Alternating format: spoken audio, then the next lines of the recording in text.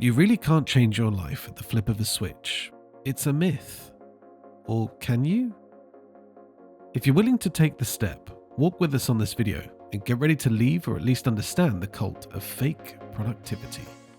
Are you lazy or clueless about work that you don't achieve anything? These are 10 simple things you need to do to make you productive. Lines like this one right here are big facades that could make your life much worse. Far beyond whatever you think you're facing now. I know this probably make you despise me, but it's for your own good. Listen, we've both seen a lot of the rise and grind culture plastered across social media. The endless stream of tips on how to become the ultimate human machine, even more prevalent among ultra-popular influencers. But what if I told you this obsession with constant optimization and motivation has become a full-blown cult that's harming you into believing you can do all things, read all the books, and follow some principles, yet you still fail? Now, I know you might not agree, but give me the benefit of the doubt. From history, it's obvious that humans aren't designed to be wired to work all the time.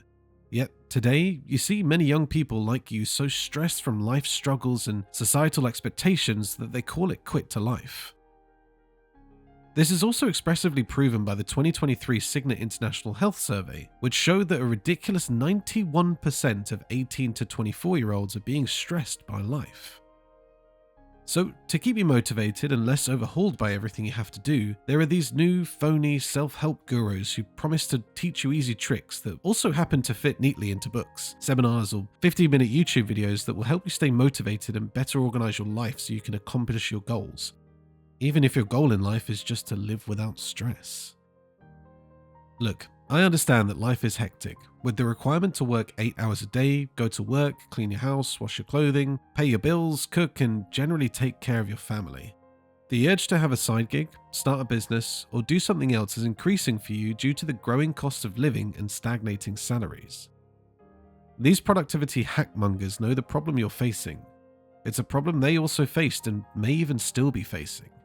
But they realized using words of encouragement in the facade of advice will help them gain credibility while you waste time following their trends.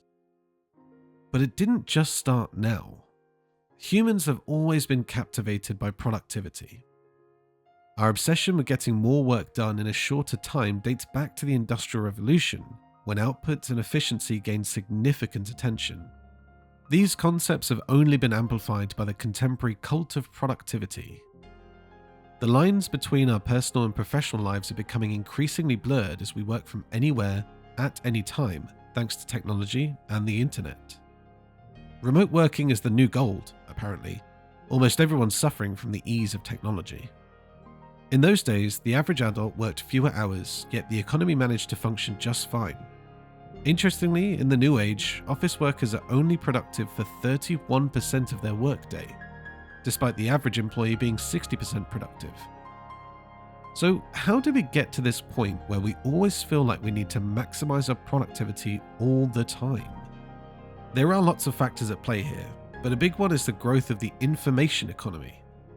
Businesses realize that they could make more money by using workers who could complete their tasks more quickly and with less downtime and breaks.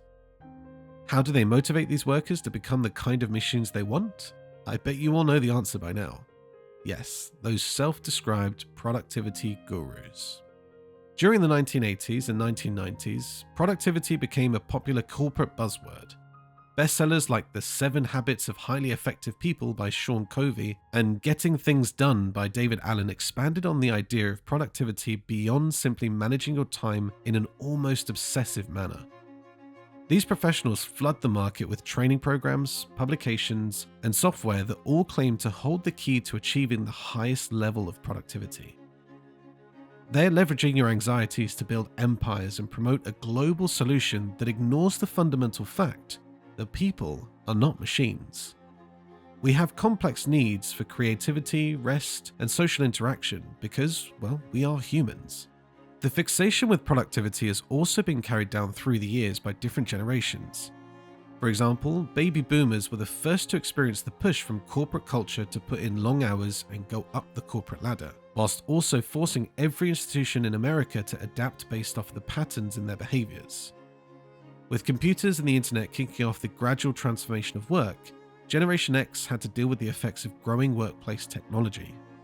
Today's Generation Z is entering an ecosystem that always feels on and prescribes life in a culture of chronic overwork and burnout. Millennials, who enter the workforce during times of economic duress, are suffering from the double whammy of student debt and the gig economy, two forces that have contributed to this culture of overwork and burnout. Social media doesn't help. Your feeds are filled with perfectly curated snapshots of lives that seem to have it all: thriving careers, flawless side hustles, sculpted bodies, all achieved with a 5 a.m. wake-up call and a color-coded planner. Every day, we see snapshots of success that make us feel like we're not doing enough. These posts are part of a larger narrative that pushes us towards an unrealistic standard of constant productivity. Comparing ourselves to this unrealistic portrayal fuels the guilt and shame that keeps us trapped in the cycle. The productivity myth is mostly spread by social media. Influencers that seem to have it all can be found on social media sites such as Twitter, LinkedIn, and Instagram. They share posts about their 5 a.m. routines, immaculate workspaces, and relentless work ethic. This leads to a warped perception of reality, which makes us feel unworthy and unproductive in contrast. A constant influx of content about productivity has the potential to induce FOMO, or the fear of missing out, and encourage the adoption of unhealthy work practices. You must keep in mind that social media frequently shows you an edited and romanticized version of people's lives rather than the complete story. Despite the allure of a more improved and effective existence, the productivity cult is detrimental. Yes, you heard me correctly. It develops irrational expectations and makes you feel inadequate and guilty when you can't live up to them. You're constantly being assaulted with messages telling you that you need to strive harder, get up earlier, and work longer hours just to succeed. Studies indicate that our current level of productivity has surpassed that of the previous half-century. The Economic Policy Institute reports that stretching from 1979 to 2020, net productivity has risen a staggering 61.8%, while hourly pay has followed at a far slower pace at just 17.5% in the past 4 decades. Nonetheless, there is growing pressure to produce even more. A World Health Organization study found that working long hours is a significant risk factor for heart disease and stroke. The American Psychological Association also reports that workplace stress costs US businesses an estimated $300 billion annually in lost productivity, healthcare costs, and employee turnover. This relentless force on productivity can lead to burnout, anxiety, and depression. Somebody has to be getting a lot from these people's stresses. So who are they? People are taking advantage of the chance to offer you the fix for the exact issue that they were part of creating in the first place. The industry is enormous. According to research firm Statista, the total revenue in the productivity market was $5.63 billion in 2022 and is predicted to continue rising. But it goes beyond just apps. Everything from books to courses to consultations to tutorials, you name it, someone is peddling it on how to cut down on distractions and maximize your day. Another primary sector in this is businesses and software providers. The market for productivity tools is expanding rapidly, with billions of dollars being made by programs like Microsoft Office, Slack, Trello, and Asana. These tools claim that you can accomplish more in less time, yet they frequently raise expectations of continuous output and availability. It's also a big achievement for personal finance influencers because they make a lot of money by posting weekly content and can't keep saying the same thing every week. So they end up making uninformed predictions or telling financial success stories that were more the result of luck than careful financial planning.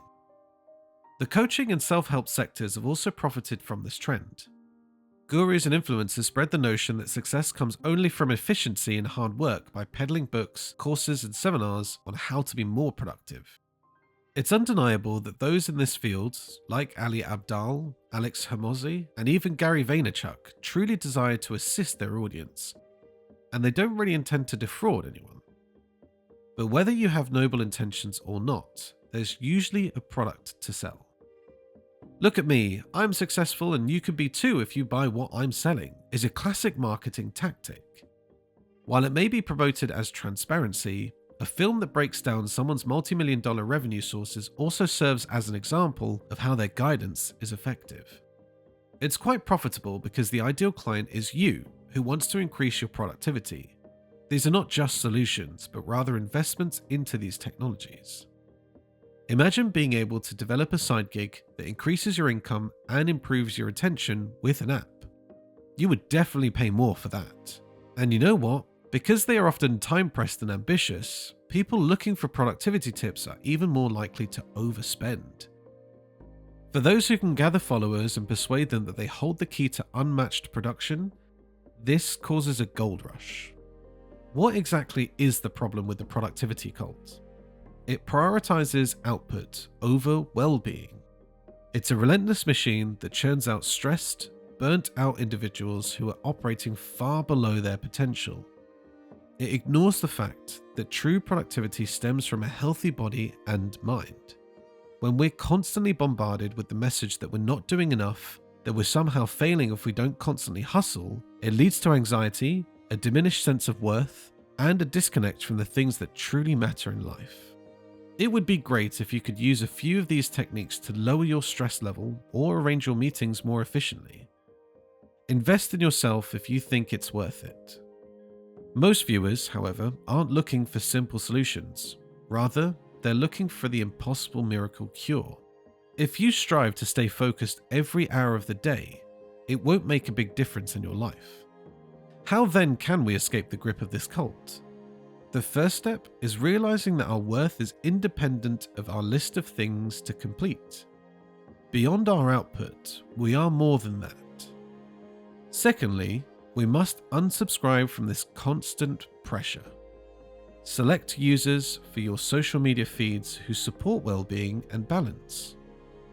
Finally, prioritize activities that bring you joy and a sense of fulfillment outside of work. Remember, true productivity comes from a healthy and happy you. Don't forget to like and subscribe if you found value in today's video. We're here to keep it real and help you live a more balanced and fulfilling life. Thanks for watching, and remember, take care of you, because a happy and healthy you is the most productive you can be.